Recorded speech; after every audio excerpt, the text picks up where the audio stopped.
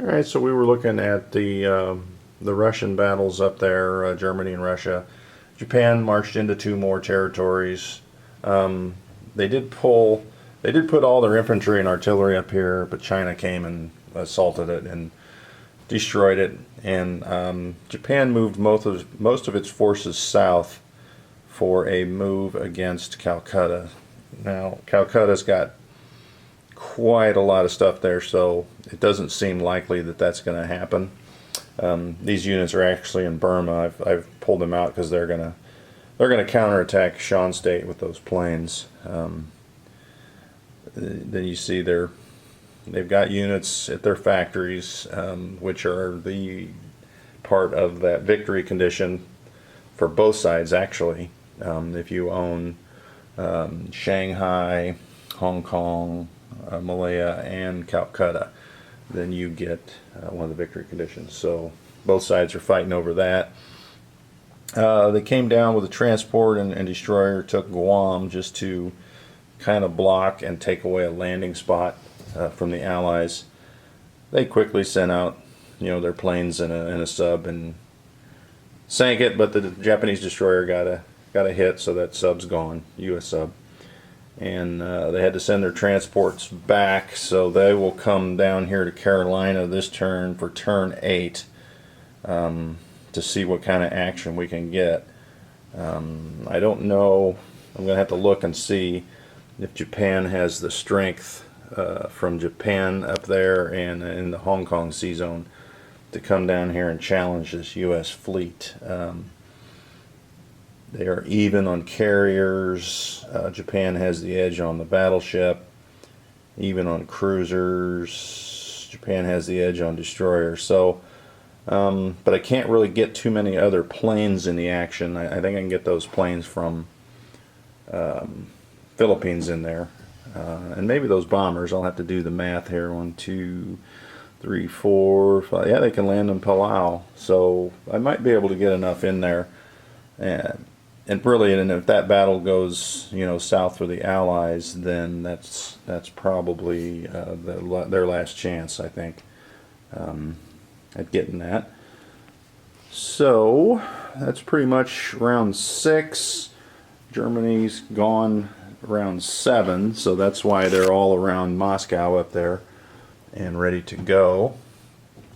Well, I think it really got out of focus there. And it's still not focusing for some reason. Oh well, it is what it is. Looking, I think we're ready for Anzac, and I'm wondering if I should be wait on Anzac or just send them in now. It's not going to get any better for Anzac, UK Pacific. Whether they go now or turn 8. I don't think that's going to matter. Or maybe I should just send them all. You know what? I can get more units there at the end. So I think maybe we'll wait and we'll just, instead of hitting them turn 7 and turn 8, we'll try and get all our forces in line there. And we'll go from there. Alright, put this on the tripod. Alright, so for the attack on this turn, we are... I don't know. Show the buys here in a second. We've got that attack there. So now focus is fine. I wonder what was wrong there. Alright, so we're going to have 3 infantry, 3 artillery, 3 fighters, and a tactical. And they are going in here to Shan State, which has 2 tanks, 2 artillery, 2 infantry. So, get the dice out. So Japan, or not Japan, UK Pacific has 3 2s, 3 3s, and a 4. So let's put that tray out there, see what they get. 1, 2, 3, 4, 5, 6. Got a sweep. So, thanks Japan for playing. So they'll have 2 3s and 4 2s back. It really doesn't matter if they take the territory. The idea was to eliminate some of those Japanese units. 3 back. So we'll take that chip off. Alright, so that means they go down a point. And it doesn't matter, it's really, well, it does matter for UK Pacific because they get to go before Japan on turn 8 so they can reinforce, you know, Calcutta. So we're going to pull all these tanks back and all 4 infantry. We no need to leave one because they're coming in there regardless. So there's nothing really to blitz to. So I've got this marked because we're going to move a British transport up here and all alone. And there is in Cairo a German bomber that can reach. So that will protect that British transport so that on turn 8 it can bring these into the Cairo battle. And these transports are going there. And if we've got enough room on turn 8, I can send these 2 transports, you know, down here into Malaya and try and get that because the U.S. won't be able to hit all 3. You know, they won't be able to hit Hong Kong, Malaya, and Shanghai, but they might be able to hit 2 of them. The only other move is down here in Australia. We're going to slide everything into Sydney. They don't have anything in reach transport wise right now, but you don't want anything crazy going on. And then I will show you the buys for the rest of I showed you Germany's buys, but we've got 7 guys for UK Pacific, which are all going in Calcutta. There is the Japanese buy. Infantry, basically we're setting up for some defense, you know, in some key zones. There's your British buy. I had to repair the naval base in Gibraltar. I needed 4 of the 6 repaired so it could be used. That way I can move 3 into the Med. The purchases I'll have, you know, in the Middle East, in Persia. That'll go on the transport. That can fly over to Cairo. And then the bomber, the only thing I could get that would reach from that South African factory is a bomber. So Italy buy is all defensive, and China's buy, it doesn't really matter. China is, they're going to expand, but at 1 movement per turn, they're not going to go anywhere. They're not going to be relevant, is the point. Russia's last buy, 6 more men. And US, I didn't buy anything because anything that you place, you know, on the US on turn 7 cannot get anywhere on the map to be useful on turn 8. And the game's over at turn 8. So, there is the summary of the victory conditions and UK Pacific turn 7 along with the summary of turn 6, and we will see you again at the final turn for UK Pacific on turn 8. Alright, we are back for turn 8 UK Pacific. Germany has gone at done their 8th turn, so they are done for the game. That's their buy. Basically, I'm just putting tanks on the factories that might be in jeopardy. Otherwise, they wouldn't need really a purchase. Anzac has purchased 7 more guys for defense. Japan, all about defense. Britain really didn't need to purchase anything, but a battleship and a cruiser. I'm just going to put in that sea zone up there, 110, to try and prevent those ships from moving. But now that I think about it, they're done moving. So, oh well. Britain has a battleship again. Hooray.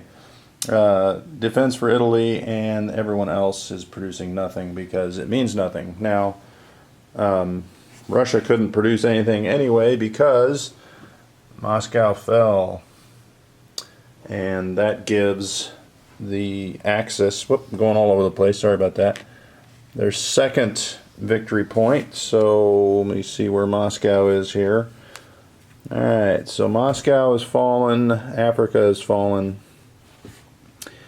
and honestly that's probably too much for the Allies, but on this turn UK Pacific will hit Cairo, then Britain will hit Cairo, then Italy will be able to reinforce, then US, and followed up by the French infantry, who also has a fighter support now because they flew all the way from London to the airbase at Gibraltar to the Middle East. So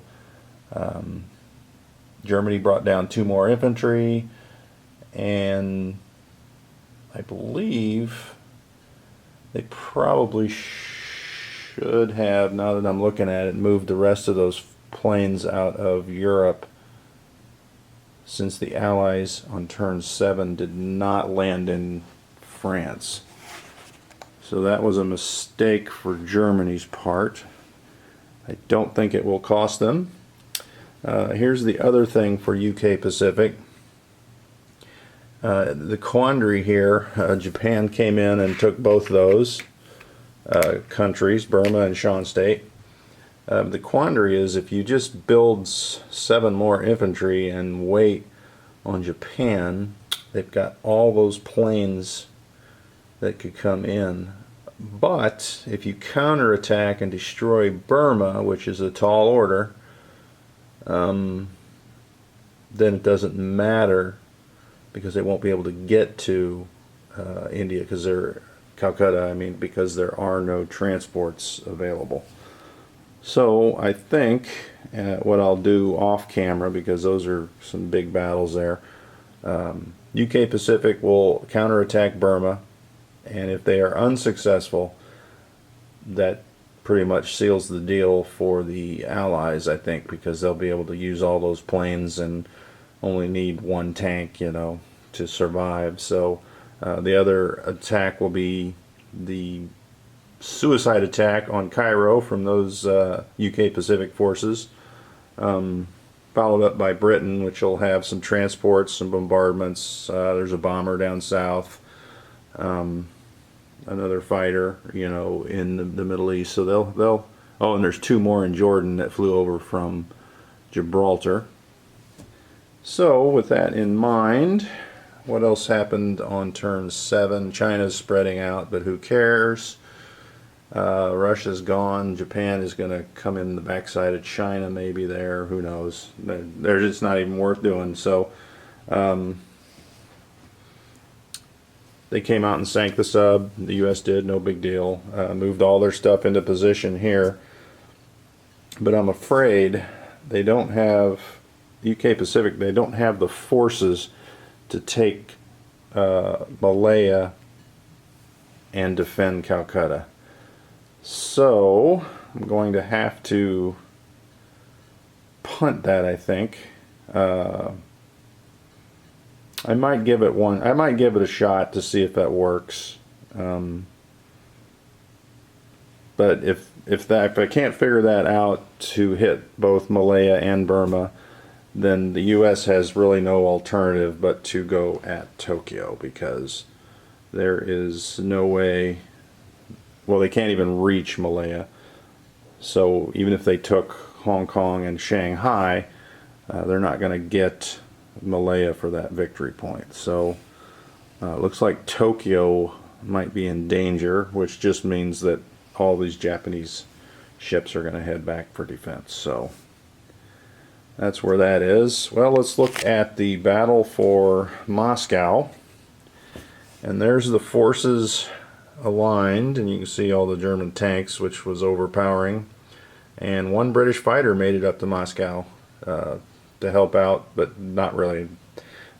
Germany's first turn, they rolled 30 hits. Russia got 1 anti-aircraft hit, and then they rolled a return defense of 19. So that battle is over in 2 rounds. So that's what happens when you have that many panzers. So I'm going to roll those 2 big UK Pacific battles off camera, as opposed to me trying to hold the camera or even on the tripod and try and roll it in that little tray. So I'll roll those, and we'll come back for a summary of the game and see where the victory conditions fell. Right now it is 2. Oh, for crying out loud. Let me get this on here. Oh man, what a disaster. Alright, so right now it is Axis 2, Allies 0. I think they've got a pretty good shot at getting Kairos, so that would be the Africa point where there are no Axis units in Africa. Or is it land units? So I might have to not take all the land units as casualties. Let's see here real quick. Africa. Well, they have to control all the territories, so it doesn't matter what unit if Germany or Italy has that survives. If they survive, then the Allies don't get that point. So that is where we sit, and we'll come back with a recap here at the end of the game. So turn 8 is over, the game is over, and how did it end? Well, we'll go right to the victory conditions to see. Axis 2, Allies 1. And here's how it happened. There's your casualty pile for Cairo. And yes, it does include ships, because the British were bold. They had enough units that they sent planes and that 1 destroyer after the Italian ships. And they were able to not wipe out Cairo, but reduce it enough that the U.S. came in with the land forces that were in Tobruk. I think it was 2 tanks and a mech and 3 bombers, and they were able to clean it up. The French were in waiting with an infantry and a fighter if it got close. Italy did reinforce with 1 transport because the British destroyed the other transport in that sea battle. And the big problem was there were still enough Italian and German destroyers that they penned up the U.S. fleet, and they did nothing. They could do absolutely nothing.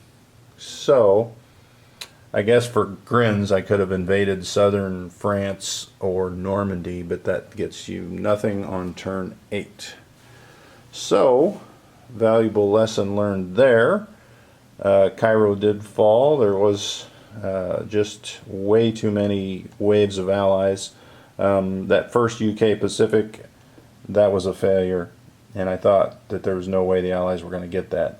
All those, what was there, 2 artillery, 6 infantry, tank and a fighter, they only got 3 hits, and then they were wiped out. So that was, well, I guess in the scheme of it, that allowed the U.S. to take that, because if there was 3 more units, it would have been up to the French, which would have been exciting too. And on this side, the UK Pacific did conquer Burma, so that ended that threat on Calcutta. They had a fighter and a tank left. Japan, having nothing better to do on their turn, took Burma back and sent some stuff out to punish China, and who cares? You know, I mean, none of that mattered. The Anzac did try to take Malaya, and they got into some of the Japanese planes that were there, but there was just too much firepower. So that forced the U.S. to abandon going after Hong Kong and Shanghai, and going after the Japanese fleet, which all congregated in Sea Zone 6 along with 3 plane scramble. And you can see the line up there. It was not in favor of the U.S., especially on turn 1. They rolled 4 hits. Japan defended with 13 hits. So that was it. Tokyo is safe. The Axis have 2 victory points, and the Allies have 1. So looking at the chart of victory points, oh, you know what? This bottom one here that says Europe, the Axis controls 7 victory cities. They actually had that for a brief second when they took Moscow, I think. So it's Paris, Berlin, Warsaw, Leningrad, Moscow, Stalingrad, and Cairo. So I guess it's 3-1. I moved the camera all over the place while I was looking and counting the map. Sorry about that. So they got Moscow, Europe, Africa. They did not get Calcutta and Malaya, Hong Kong, Shanghai. The Allies never went towards Paris. They never went towards the neutrals. They failed on the Shanghai, so that would be the Asia point. Calcutta, Malaya, Hong Kong, Shanghai. They did, however, get Africa. So, and they did go after Tokyo, but that didn't pan out either. So there is the second game of Combat Theater on YG's Tournament Edition rules. It is an 8-turn game, and you have to play it differently than Global 40. Because usually a Global 40 game, probably around turn 10 is when it really gets interesting. You know, sometimes Moscow doesn't hold till 10, but a lot of the bigger battles will happen, you know, in round 8, 9, 10, 11. But this one's over at 8 because that is the rules. Hope you enjoyed watching the game, and until next time, keep rolling dice.